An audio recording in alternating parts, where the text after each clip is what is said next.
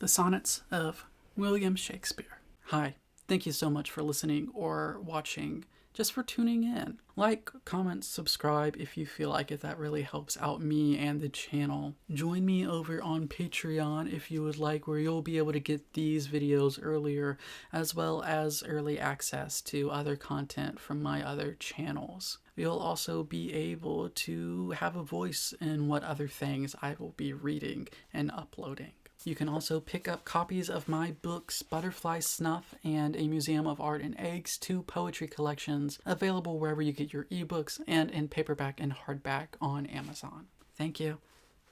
I'll see you next time. Sonnet 101.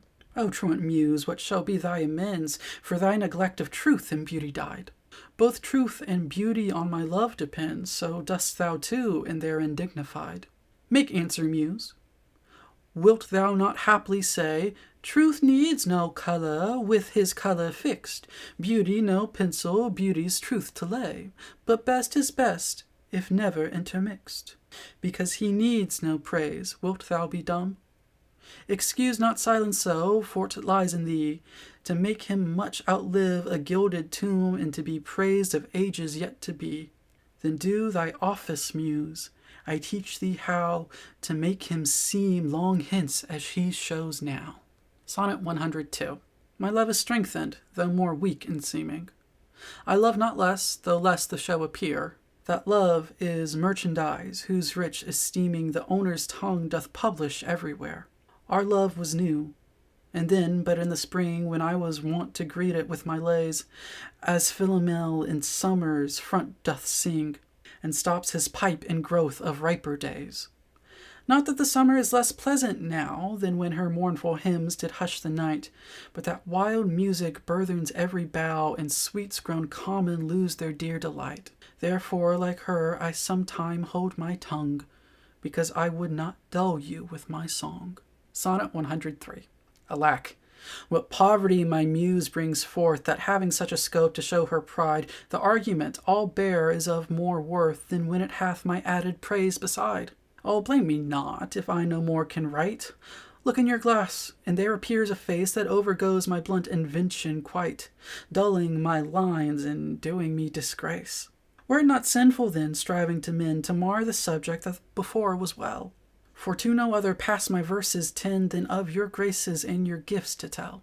And more, much more than in my verse can sit, your own glass shows you when you look in it.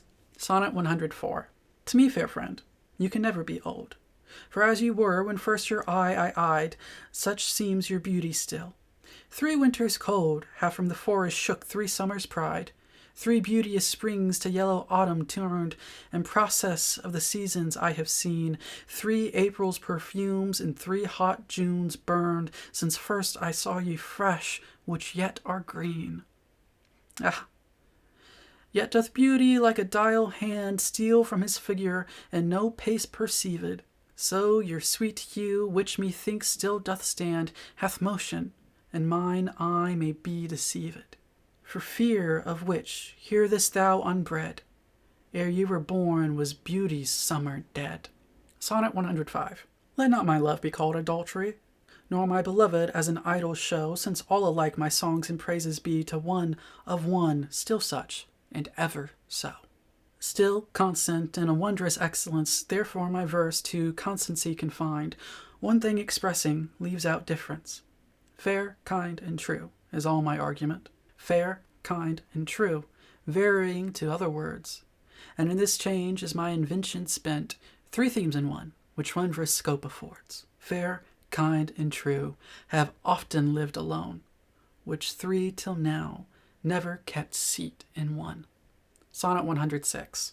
When in the chronicle of wasted time I see descriptions of the fairest rites, and beauty making beautiful old rhyme in praise of ladies dead and lovely knights, then in the blazon of sweet beauty's best, of hand, of foot, of lip, of eye, of brow, I see their antique pen would have expressed even such a beauty as you master now. So all their praises are but prophecies of this our time, all you prefiguring. And for they looked but with divining eyes, they had not skill enough your worth to sing. For we, which now behold these present days, have eyes to wonder, but lack tongues to praise. Sonnet 107. Not mine own fears, nor the prophetic soul of the wide world dreaming on things to come, can yet the lease of my true love control, suppose it as forfeit to a confined doom. The mortal moon hath her eclipse endured, and the sad augurs mock their own presage. Uncertainties now crown themselves assured, and peace proclaims olives of endless age.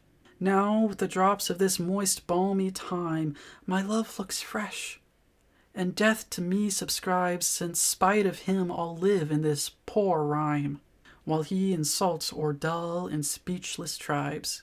And thou in this shalt find thy monument, when tyrants' crests in tombs of brass are spent.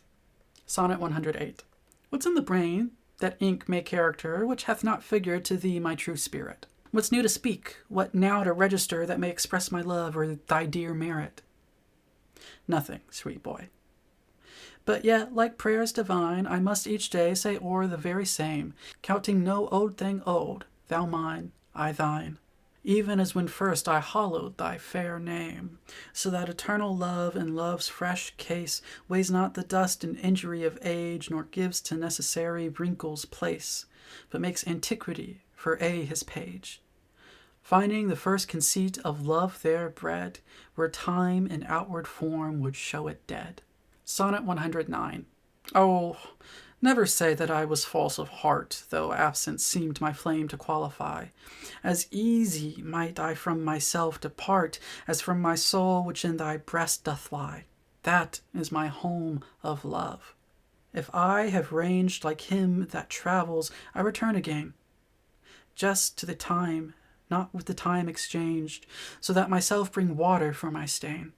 Never believe, though in my nature reigned all frailties that besiege all kinds of blood, that it could so preposterously be stained to leave for nothing all thy sum of good. For nothing this wide universe I call, save thou, my rose. In it thou art my all. Sonnet 110. Alas, 'tis true. I have gone here and there and made myself a motley to the view, gored mine own thoughts, sold cheap what is most dear, made old offences of affections new. Most true it is that I have looked on truth askance and strangely, but, by all above, these blenches gave my heart another youth, and worse essays proved thee my best of love. Now all is done. Have what shall have no end. Mine appetite I never more will grind on newer proof, to try an older friend, a God and love to whom I am confined. Then give me welcome, next my heaven the best, even to thy pure and most loving breast.